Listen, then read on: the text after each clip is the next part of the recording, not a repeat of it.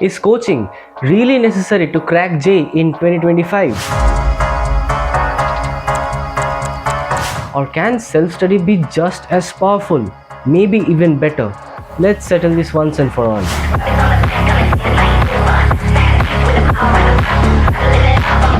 Take a pen and a paper to note down the points from this video.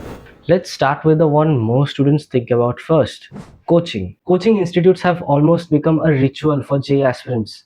Big name, big promises, and honestly, for a majority of students, coaching does work. Why?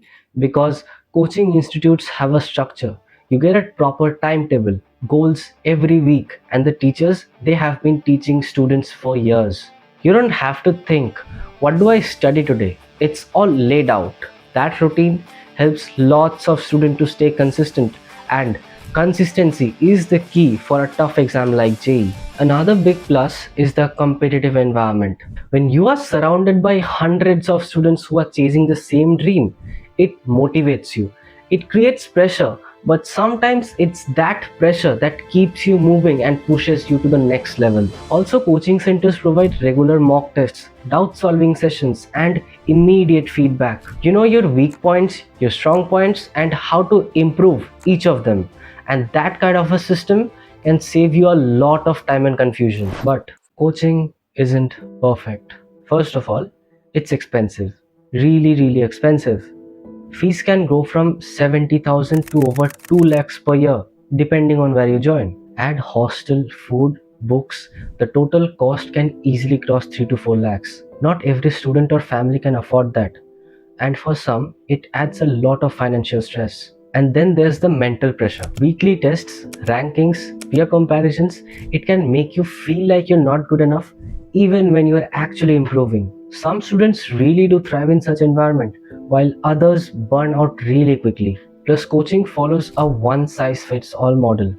Whether you are a fast learner or a student who needs more time, the class moves at a single speed. If you fall behind, it's really difficult to catch up, and the system rarely stops for individuals. So while coaching has its advantages, structure, competition, mentorship, it also has its downsides. It's not the only way to succeed, and it's definitely not the best fit for everyone. You have to look at your learning style, your financial situation, and most importantly, your mental well-being. Now let's talk about the other side, self-study. Well, it's always has been seen as an underdog option, but in 2025, seriously, self-study has leveled up a lot. First off, flexibility.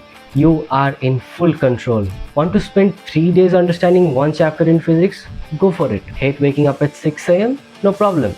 Study when your brain actually works the best. You set the pace, the schedule, the strategy, and this kind of a freedom can actually be beneficial if you are disciplined. Plus, the resources out there today are insane. You've got YouTube channels breaking down concepts totally for free. Even apps like PhysicsWala, Marks app, ntaabhyas, you name it. Even AI tools like ChatGPT, Gemini can break down concepts, solve doubts, and can generate questions just for you. Stuffs like these didn't exist 5 or 10 years back. And of course, let's not ignore the cost factor.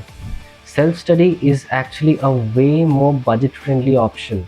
You might buy a few good books, invest in a test series, but it will still cost you less than a coaching. This is a huge plus for students who don't want to spend lakhs or thousands on classes. But here's the tricky part, self discipline. Without a teacher or a fixed schedule pushing you, it's really easy to fall into the I'll do it tomorrow trap. And distractions are literally just a tap away. Instagram, YouTube Shorts, game.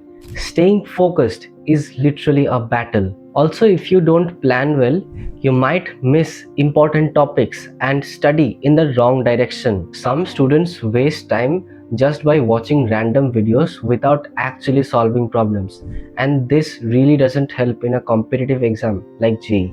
Plus, when you get stuck, you're mostly on your own. Sure, forums and AI can help, but it's not as much as a teacher guiding you through your doubts face to face. So yeah, self-study gives you freedom, but that freedom is a double-edged sword. If you are disciplined, curious, and can build a good system, it can absolutely work. But if you are someone who needs external pressure or regular feedback, the system can feel a bit isolated and unstructured. Still confused? Let me tell you my story and opinion. In class 11th, I got enrolled in PW offline coaching, and almost at the end, I did self-study for about 2 months straight. Class 12th, I got enrolled in online batch PW Lakshya. So I pretty much have a lot of experience in this. And in my opinion, even if you have the slightest 1% chance to get into a coaching or that financial stability, you should get enrolled into a coaching, be it offline or online. And if you still can't afford those batches, just please buy those mock test series from anywhere, or you can even take subscriptions of apps like Mark's app, ntaabhyas. These apps provide enough number of PYQs and mock tests that you can attempt on a regular basis to check your preparation levels.